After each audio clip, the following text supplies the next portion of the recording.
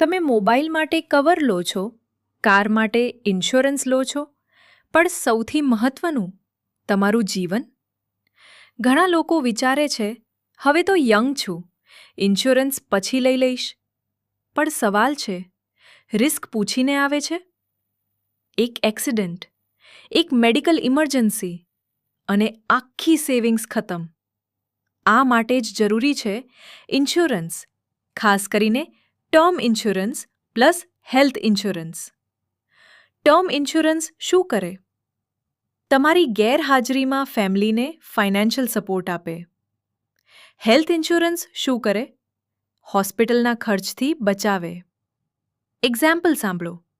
ફક્ત 500થી 800 રૂપિયા મહિને તમે 50 લાખ રૂપિયા સુધીનો કવર લઈ શકો છો. અને હોસ્પિટલ બિલ ઇન્સ્યોરન્સ કંપની ભરે. તો યાદ રાખો, ઇન્સ્યોરન્સ એક્સપેન્સ નથી, એ તમારી ફેમિલી માટે પ્રોટેક્શન છે.